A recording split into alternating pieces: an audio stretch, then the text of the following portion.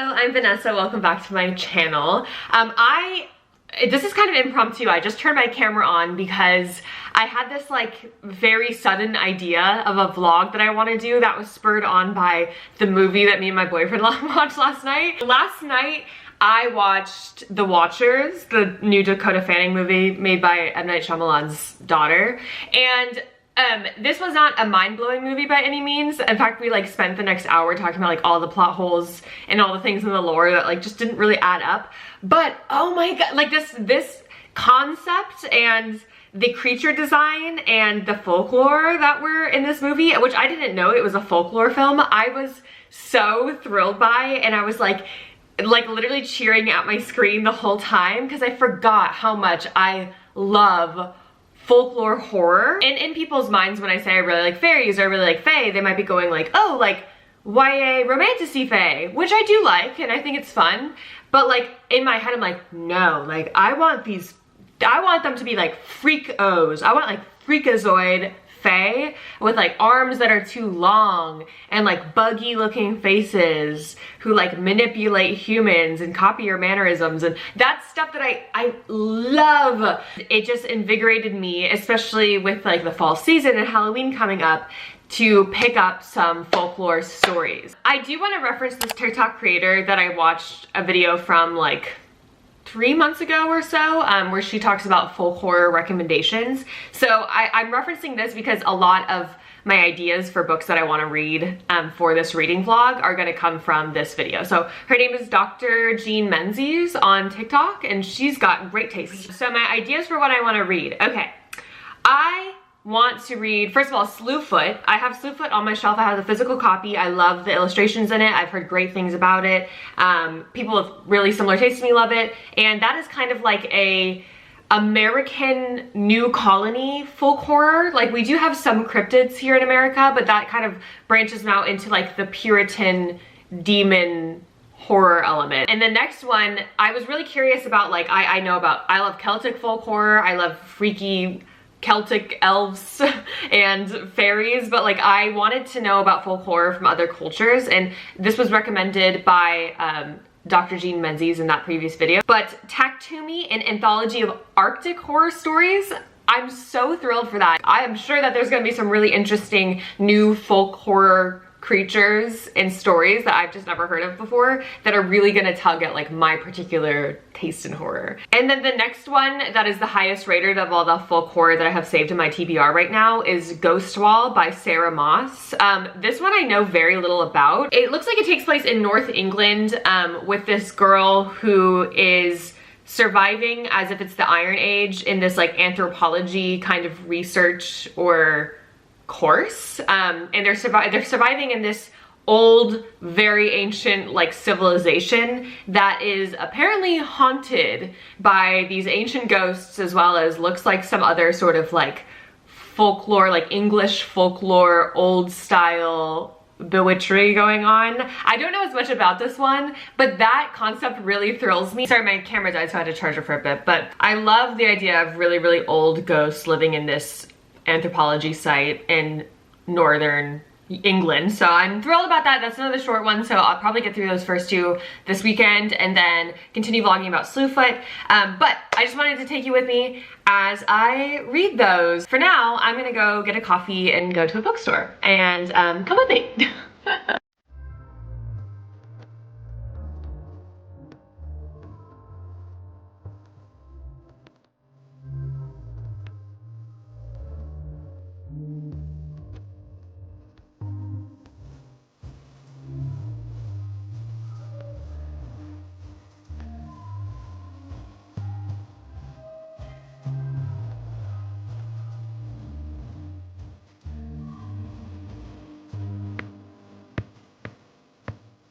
Okay, I just wanted to update. I am about halfway through Ghost Wall. That's the first one that I started with.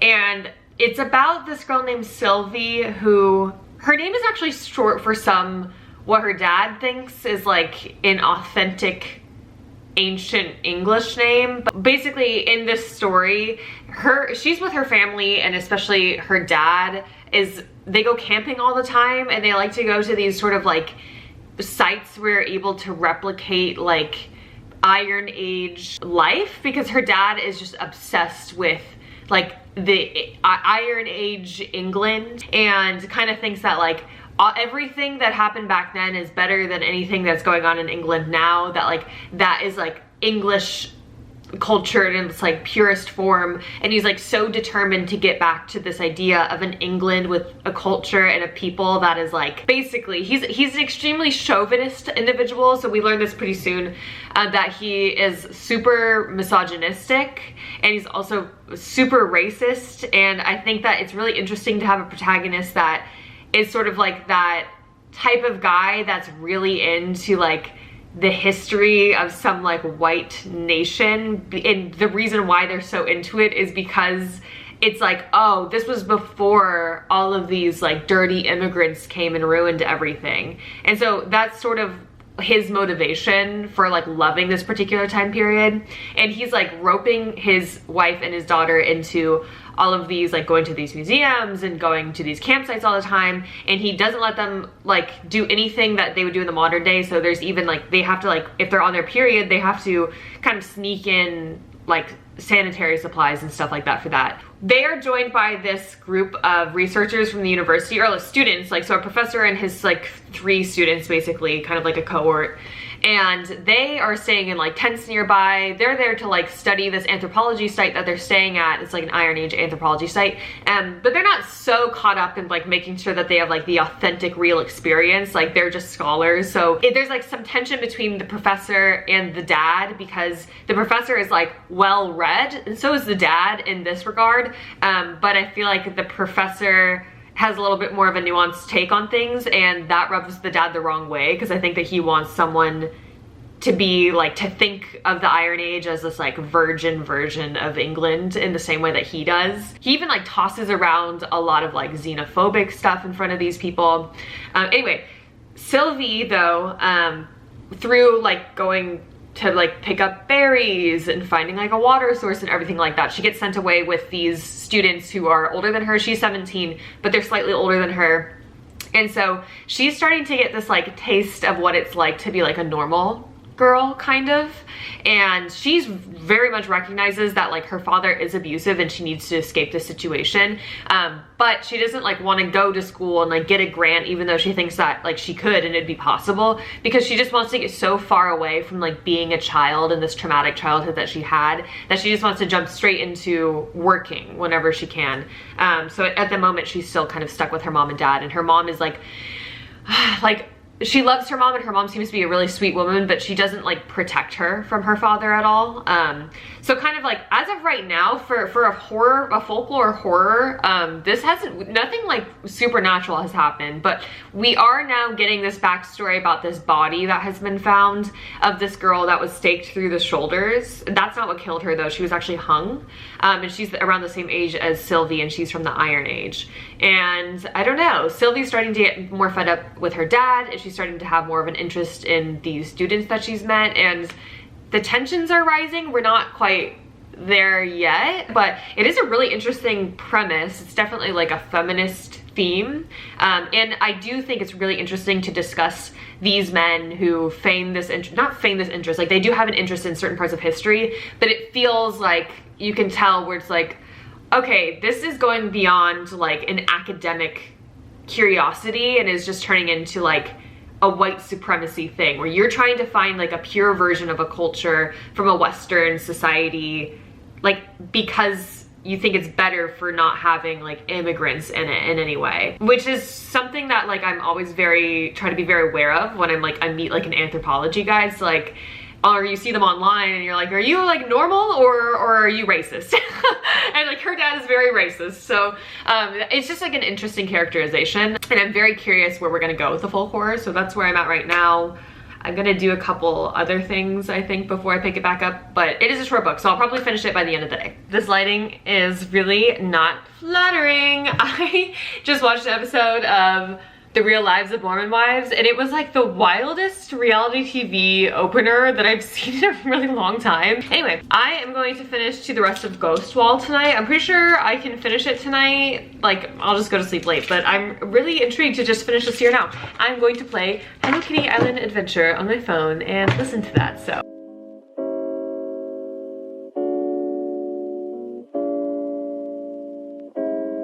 Okay, I finished Ghost Wall last night. I thought it'd be kind of fun to do my makeup while I talk about it. I did read it one day. It is a short story. I think this was a weird one to start out with because I think I may have misjudged the like genre of this a little bit, considering this is a reading vlog for folk horror books. Because this is like, it wasn't quite horror and it wasn't quite folk, but at the same time, like, I can see how it's classified as that. This is like a kind of a feminist short story, like kind of just like a character story about this like 17-year-old girl who has this super chauvinistic father in a really unique setting. Like, it's about her mentality around her self-esteem and around like how she views her relationship with her father, just in this really unique like anthropological setting that does tie in like teenage girls being sacrificed like to this bog and being used as like a ward for these like ghost walls. That's like alluded to a lot, and it's kind of just like an allegory for how her father like uses her as like his punching bag. And there's a lot of really interesting like I especially would like the discussions about kind of like class in this, especially class in the UK, like in England in particular, versus like northern versus southern England, which is something like, as someone from the United States, like we don't know that much about. That was probably the most interesting thing I thought was explored in this book, even though it's mostly kind of about like women's roles, I guess. And like one thing that was also really interesting was how it kind of explored this idea of like her mom is also simultaneously being abused by her father, but like her mom is the sort of woman who grew up thinking like it's just the state of things and you just have to cope with it. And while she's like a very good-natured person, just doesn't defend her daughter and is like complicit in her own way in her daughter's abuse. And then like ultimately complicit in like what happens in the end of this book. Back to what I was saying about like class. So the dad is a bus driver and he is obsessed with this like the Iron Age, right? And when he meets the professor, like there's this sort of like dichotomy, or like I guess this tension, because the dad basically saves all of his money throughout the entire year to be able to afford this like camping trip that he does in these Iron Age like anthropology sites, whereas like he recognizes that like this professor literally gets paid to do what this dad's dreams are all the time, and it's like a difference in class. So a couple things come up with like one of the students like kind of mocking the northern accent for a bit, and then that kind of being a point of tension. And then there was also like the dad feeling like his intelligence was being undermined because he like didn't go to school for this or anything like that. And then ultimately like that sort of insult to this dad gets taken out on Sylvie, our main character. And that was all very interesting. Like it's more of like a family drama kind of like story about abuse and what that looks like. Oh, I should really be having clips in my hair for this. Anyway, back to what I was saying. I feel like I wouldn't have put it on this list necessarily had I known that it wasn't like necessarily supernatural. What I think would be really great, like everything that I read in this book and the writing style I really enjoyed, but I do think that this would benefit from being like a full-length novel that goes the full like supernatural folk horror extent. Like I think that that would actually be like such a sick book. For what it was also really good, so I did enjoy it. I just felt like because of the nature of how short this book is, it wasn't like the most in-depth that it could have been, but I do like the topics it touched on. Also, maybe I read this wrong, but like my interpretation of this sort of the way this like friendship kind of turns out between the father and the professor and that, because they kind of seemed at odds at first to me, I guess, was interesting. I feel like it was a little bit like they spurred each other on in a way toward the end, and it kind of felt like in a way how like misogyny, men can almost like encourage misogyny with each other, especially if like left unchecked for too long. It's like any of these men can sort of be like susceptible to kind of dehumanizing women or like not respecting their boundaries. I don't know, there was like an element of that in there if you read it. which I found was pretty interesting toward the end because I wasn't really anticipating that. It was good. I did like it. I just feel like, wow, that was like not really like a folk horror book. Like it wasn't at the same time. Anyway, I'm going to start Taaqtumi, the anthology of Arctic folk horror stories this time. I think this one will be like way more clearly folk horror considering it's actually in the name. And I am very curious about what kind of folk horror exists in kind of Arctic mythology, like Inuit kind of ideas of folk horror. I've had no idea. I've never kind of experienced that before, so I'm very, very, very excited. I've had this on my to read forever, and I've been waiting for Halloween to read it, so I'm gonna maybe do a time lapse of my makeup now because I'm hardly done.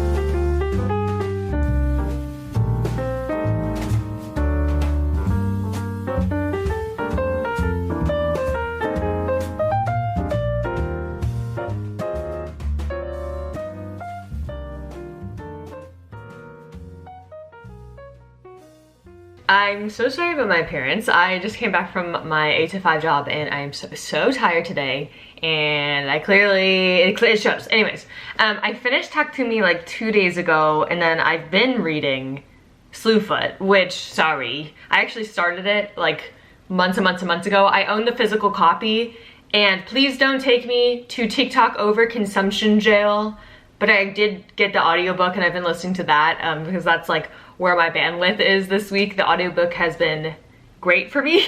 But I did start, like I read the first few chapters in the physical months ago, so I kind of had like a setup for it and I was already really excited about it. But let me talk about Taaqtumi first. So this is like a collection of short stories that all take place. It's like Arctic short stories, so a lot of it takes place, I think that it was like, I think that it's a collaboration of Canadian Indigenous voices. So it's like, it mostly takes place in like Canada. Environmental issues is something that was touched on. And like, since this is a compilation of a bunch of different people's stories, a lot of it is hit or miss. I would also say for someone who's scared of literally everything, this was like not really scary for like folk horror stories. This was like not really scary at all, but it was quite interesting because I never get to, even normal stories, a lot of them don't take place in this setting with characters from this background. So it was just really interesting to read that. And I will say like the first one starts off pretty strong. Sorry, it's clearly 5:30 p.m. over here. But it's about this kid who's in elementary school in the Arctic in like a small kind of village type deal, modern day, and his school is like called out, everyone's getting picked up, there's like a huge blizzard, it's like really windy, and he's trying to get home in this like wind, but there's like this figure, like this elusive figure that's kind of haunting him as he makes his way through the house, and then ultimately it's kind of like he's being chased down by it, like once he's actually like at his house. It was pretty tense and I thought that that was pretty good. And then there was like another one about this like door, like this man was out on a like a hunting trip kind of out in the middle of nowhere, and there's this like floating door, and it's like very ominous, and it freaked him out so bad, and he tells his, I believe, grandmother about it, and his grandmother's like, you cannot open that door. Let me tell you one thing about it.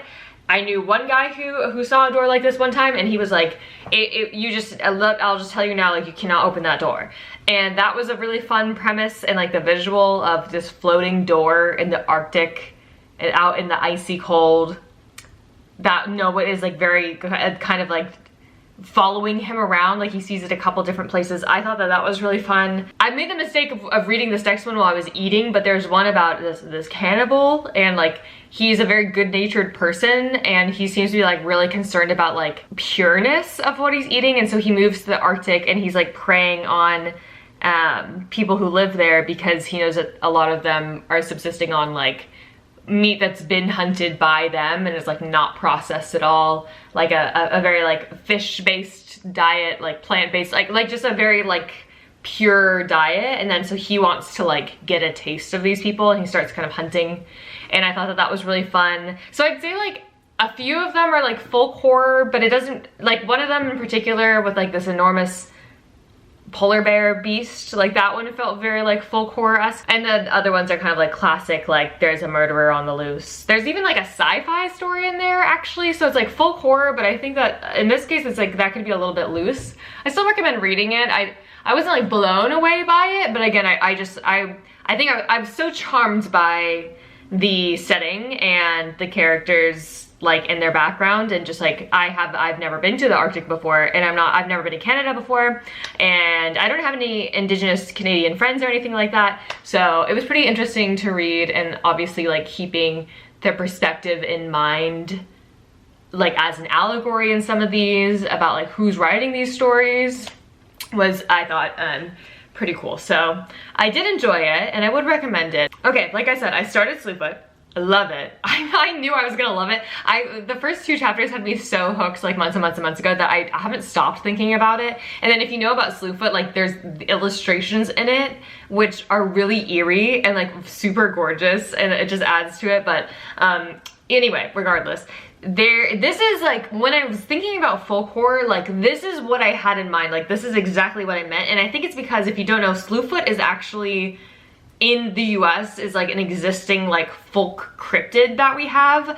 Basically each state has its own like list of cryptids, and it's really, really fun. And I don't know, it's one of those things where it's like, oh, like this is actually like one of the things I really like about the United States. Of course every country has their own like folk horror tales, but since the United States is like so big, and we have so many different like types of terrain and like ecosystems, I feel like we get this kind of like interesting mix of things. So this one is about Slewfoot. It also really reminds me of the Goatman, like Goatman Bridge, since it does involve like a goat man.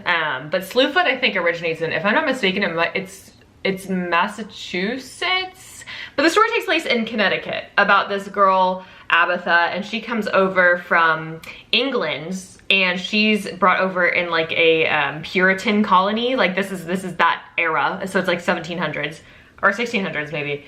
No, 1700s, and she's existing in this Puritan colony, like not in the town center, but like kind of on a farm with this like very pushover husband that she's been wed to. But they're like friends, and he like treats her like a person, unlike his older brother Wallace, who is like an evil chauvinist jerk who has basically, we find out pretty quickly, like put their farm and their house and their land up for collateral for this like deal that he's in, because he wasn't able to make any money off the tobacco that he like invested in, and now he's putting their property up for collateral because technically he owns it. And it's basically about Abatha kind of having to struggle against like her internal feelings about being like an outsider, and also feeling like she has a different idea of like what a woman's role should be, especially in this like very stifling culture of Puritanism, which it's not a surprise to me that like Puritan culture and settings are like such a hotbed for like horror stories, because it's truly such a fascinating time and such a fascinating place in human history. And so like playing around with folk horror, and like there's a creature in the woods, and there's a gigantic tree stump, and there's these kind of like little demon children that are like, their faces are on various animals and they almost look human-like, but they have like needle sharp teeth, and they're like ferret looking, or the one that looks like a fish and like floats in midair. Stuff like that. It just hits. Like the character design is really fun, and Slewfoot as a character so far, so interesting, because you're thinking like, oh, it's like a cryptid, like, and it's a horror story, so he must be like just this babbling, horrifying werewolf type like beast man. But he's not. Like he doesn't really know, at least in the point of the story I'm at, like he doesn't know why he is or who he is necessarily, and he's not like mean-spirited. So people are saying like, you're the devil lives in those woods, and he's like, what are you even talking about? Like I am not Satan. I don't even know who Satan is. I've never heard of that guy in my life. I love a tale about like a scorned Puritan woman making a deal with the devil. It just eats every single time. And I do feel like this story has so much ambiance and it's just eating. And this is what I wanted from folk horror. Since I kind of feel like Ghost Wall wasn't super folk horror, I'm thinking about picking up another book once I finish Slewfoot and just adding on to this. I want to pick up an Appalachian folk horror story. If you don't know, if you're not super familiar with the Appalachian Mountains, I kind of live on the East Coast nearby those, but it's one of like, if not the oldest forest in history, because it was like connected by Pangea before it split apart. So there's a lot of stories about the creatures that live in these woods and the witches that still live there, and just like spirits that have existed there since like before human history essentially. And that's really thrilling to me. And I don't know, I've just been thinking a lot about that recently. So I'm hoping to find something like maybe Appalachian or maybe Native American, but I need to look into it more, so don't take my word on it. I mean, I have a good little while to go in this vlog, but that's my update for today. I'm gonna go lay down. I'm gonna log in for my Sims 4 Grim Reaper rewards also, so.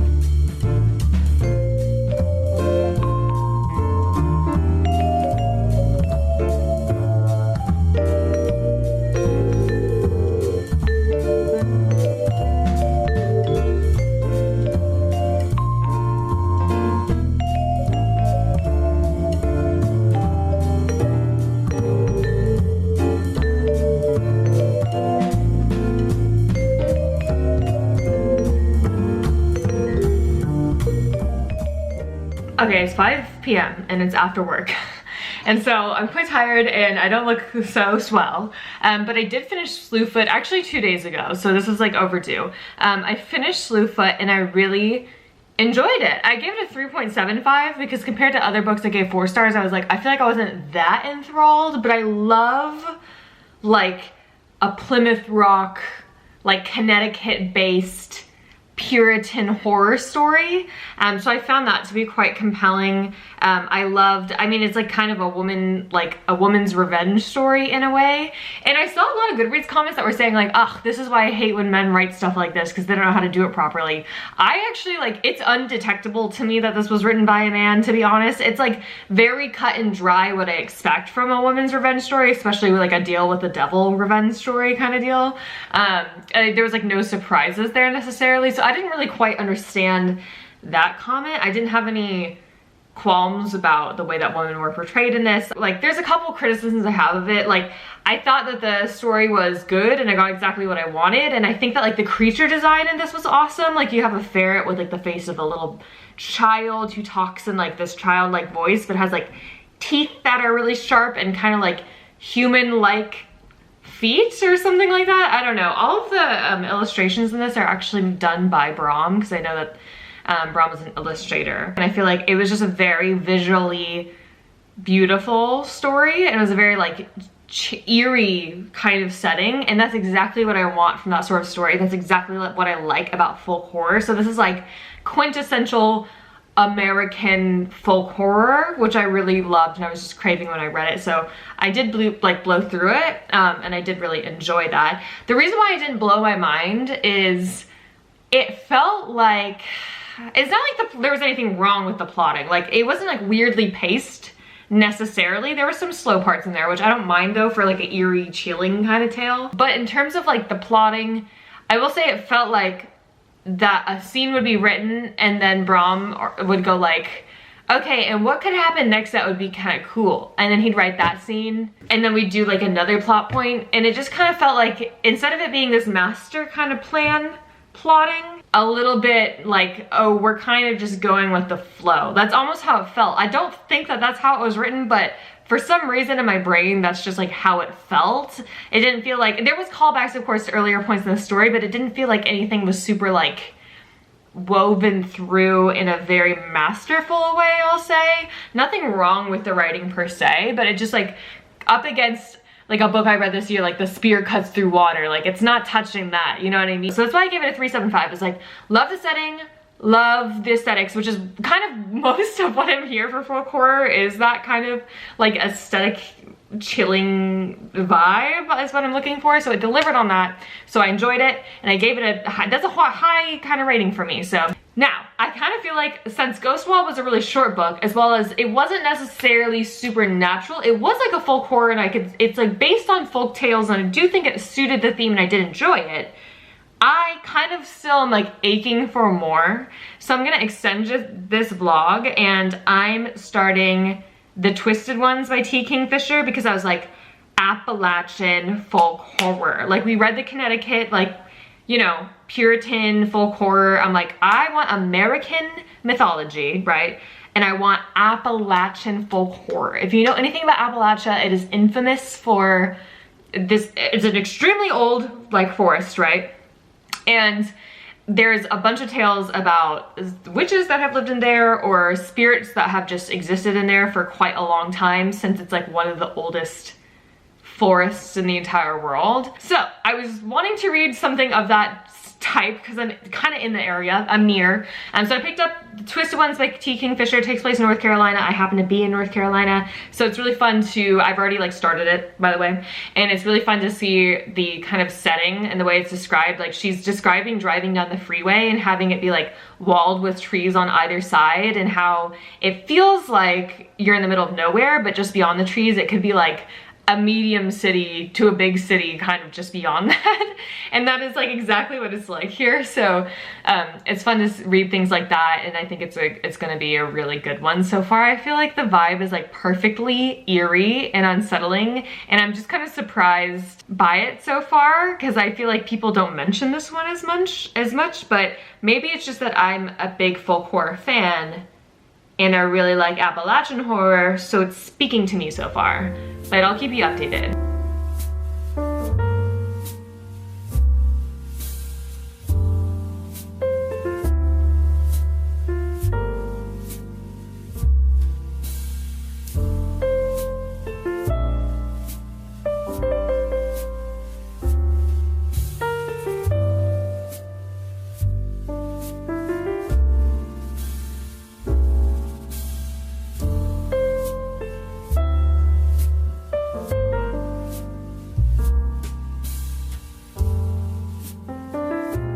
Okay, hello, I wanted to do an update because I've read actually so much of The Twisted Ones, which I meant to do, probably should have done an update earlier, but whatever. So I'm probably gonna finish it like later today, I'll bet. I'll give you my final thoughts on it after that, but I'm like eating this up right now. This is like, when I think of folk horror, like this is exactly what I'm thinking of. Like, if I'm not thinking of like one iconic cryptid, I'm thinking of like this, like not Celtic fairies, but like in that vein of like fairies that are evil, essentially, which is my favorite type of fairy. Like, when I say I'm a fairy girl, I'm usually referring to like, I love like horrifying fairies. Like, I like when they're like eerie and creepy and too long and too tall, too pale, like pupils dilated too big. Like I love that sort of fairy. Effigies in the woods, like that's exactly what this is giving me. And I will say, like, the beginning of it reads so horror that I was like kind of scared at first, but for me, and I'm gonna just assume off the bat, because this rating isn't like very high for a T. Kingfisher book on Goodreads, but I'm gonna assume right off the bat one of the criticisms, I've avoided looking at the criticisms so far, but I'm gonna assume one of the criticisms is that the tone of the narrator is like too lighthearted or a bit too cringe or cheesy for what's going on in the scenario. But for me, like, as a scaredy cat, it's really working for me because it's like diffusing the tension. The woman who's in this situation is very funny and is like not in denial necessarily. I guess she kind of is, about this sort of like haunted wood that exists near her house.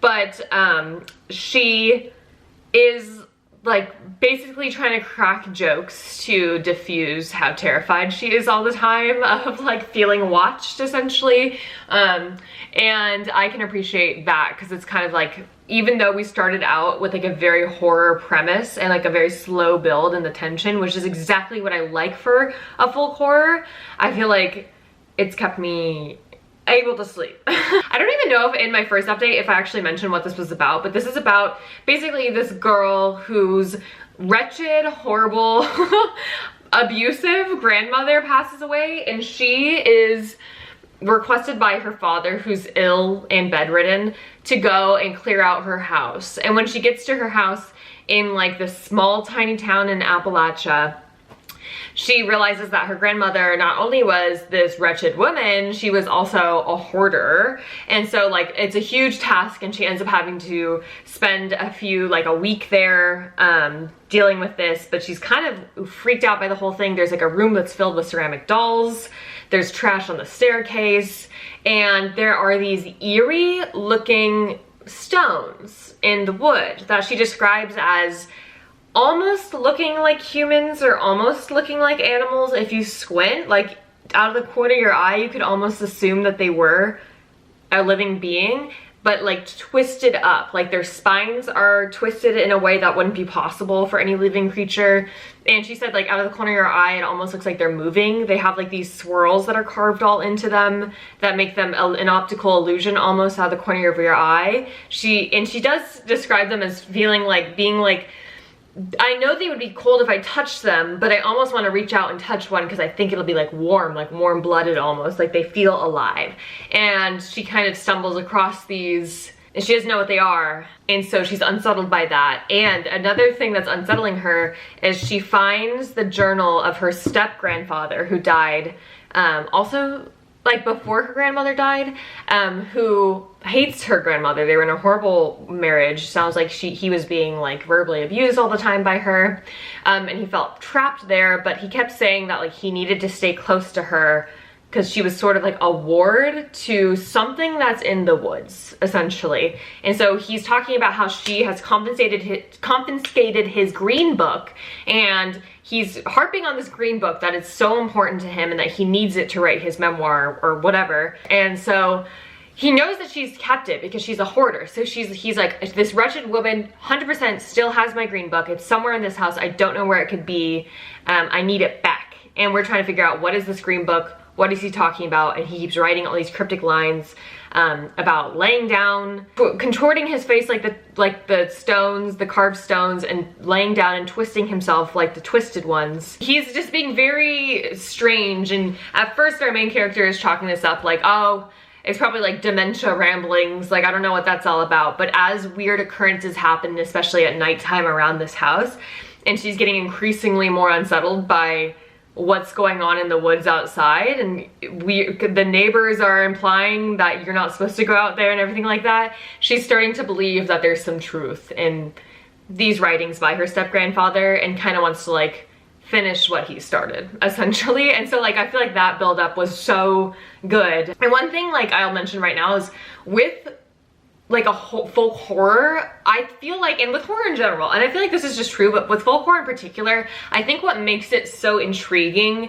is the fact that like there's an elusive kind of feeling with a lot of folk horror. Like what makes it so scary or what makes it so enchanting is the fact that we don't know much, or people haven't seen much. So like I don't want to be exposed to the folk creature very early on in the book. I feel like one thing about, I did enjoy Slewfoot and I liked it, and I liked Slewfoot as a character, but one thing about it is it very quickly kind of loses its folk horror essence, in the sense that like you meet Slewfoot within the first few chapters, and then like you know him as a person within the first few chapters, and then like the elusive kind of eeriness kind of is like, whoop, like the atmosphere and the descriptions and the character designs are eerie, but like the general feeling of like unknowing isn't present for most of that book. I feel like in this book it's very present, and I think that like T. Kingfisher is like drawing it out a long time so far,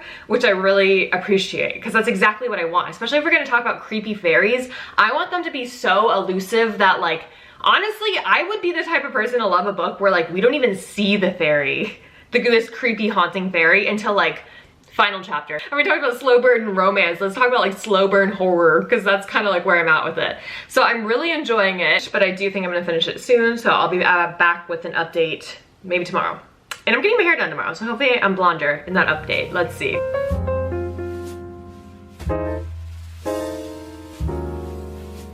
This just cannot be.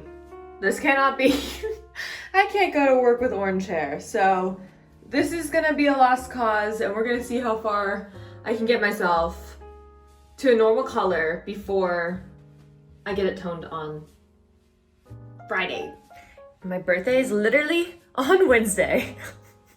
So yes, I did cry, and yes, my boyfriend saw me crying, and he did pay for my entire hair appointment. So I feel a little bit better, but I have invested so much of my time, money, and energy into like figuring out how to keep my hair healthy, and I'm gonna need to chop like at least 2 inches of this off because of just how, that's pathetic, because of just how damaged this is. So if I'm looking very ungorgeously in this video, I don't know what to say. I'm as disappointed as you are. I'm like very late to making this because I finished this book like a week ago probably, but it was my birthday week, and then there was a lot of stuff going on, and it was a lot of people's birthday weeks as well. Anyways, whatever, I didn't have enough time. But I finished The Twisted Ones by T. Kingfisher, and I loved it. This is like, when I think of folk horror, this is kind of what I was like having in mind, especially for like an Appalachian folk horror, or even, I guess this would even count as like a kind of like a European folk horror, because the folk that we're talking about here, like the fae folk in this folk horror, are based in, I think that they, Welsh mythology, I believe. It's essentially like implied that like the folk are kind of flitting in and out of different dimensions and through different like fairy portals, which I love a fairy portal, between the United States and Wales, basically. So I was really surprised because I feel like out of all of T. Kingfisher's books, I don't hear people talk about this as much, and I also think, despite the fact that the rating's quite good, it's a bit of a lower rating than I was expecting, so I was curious, like, coming out of this and really loving it and being like, ooh, that scratched exactly the itch I wanted. It had, like, the exact amount of like tension and buildup that I want from something that, when we're talking about like a cryptid or like a very mysterious fae folk, like I want the reveal of that creature to be put off just as much as physically, humanly possible, and I feel like this did that. And then the reveal of it was like almost comically absurd, but also still super eerie, and like it was just like, I loved the way that it came out. I loved the last few chapters. I thought that the ending was very poignant. If you know, you know. I don't want to spoil anything about it, but I found that to be a beautiful ending, like a very great ending for such a story. What I noticed about what the reviews who didn't like this book said, which I disagree with, but I think that it is really just a matter of opinion and not so much like the writing style is bad. And I think this is just a matter of opinion on tone, because the tone of this, like our main character, Mouse, is like what we know her as in the book, is super funny and like very snarky kind of vibe to her. Her kind of like stream of consciousness thoughts are very funny and are poking fun at this truly horrific, very eerie, very creepy, like this is definitely a horror book. Like I was scared after a couple of those scenes. The situation that she's in, she's still kind of like goofy about it, and I think that that was pulling people out of that creepy, eerie feeling. I do think like it's very millennial humor. Like it's like, I noped out of there so hard. Like I think that there's a line like that. I didn't personally really mind that much, because I was recognizing like, yeah, our main character Mouse, who is this editor who lives in this bigger city, is a millennial, and I just recognized that as like, that was her characterization. So I didn't mind that personally at all. But I do understand why other people would be like, ugh, like this is corny, this is cheesy. For me personally, I thought like that the story of these fae folk and of this house and this eeriness was like done so well, and the suspense was done so well, that like that really didn't matter to me. Like I was fine with that. But I feel like if you're someone who's like, that tone really bothers you, I can see how this would be kind of a love it or hate it type of book. But to me personally, I loved it. I want to read a lot more T. Kingfisher. I actually just put A Sorceress Comes to Call on my TBR. I'm also thinking about reading Nettle and Bone next. So since it's of like really, we're like mid-October at this point, I think that like T. Kingfisher is gonna be like my October author. It's funny that I did this whole folk horror reading vlog, and then as I'm finishing it, I hear all of this buzz about Never Whistle at Night, which is an anthology of indigenous dark fiction. So essentially like folk horror, indigenous folk horror, which is exactly what I thought that I wanted to read. And then I picked up, you know, just a regular fairy folk horror by T. Kingfisher, which I loved. But oh my god, that would have been the perfect addition. I just kind of want to move on with my October TBR and read some books that I have stashed away that maybe aren't of the same ilk, but I'm looking forward to reading that. And I just wanted to give it like an honorable mention because I just feel like, oh my gosh, I think I'm doing something different with this folk horror reading vlog, and now this folk horror book is going viral and I don't even have it on my list. But I purchased it, I own the physical. I love this. I think when people ask me what my favorite genre is, I'm gonna start sliding in folk horror because of how much fun I had reading this. And because it does like tickle me, that exact like flavor of weird and strange and spooky, but also like fantastical and wondrous that I love. So yeah, this was a lot of fun. I think it was perfect for October. I'm definitely gonna keep reading folk horror throughout the rest of October, so hopefully like on a reading wrap up you'll see more and I'll be able to delve into this a little bit more. But just for like to dip my toes in and see what the scene is all about, I think I got a really good idea and I love this genre. I had so much fun with this. So if you have any folk horror recommendations, please let me know. I will take them. I will take all of them. So thank you for joining me for this, and I will see you in the next one. Bye!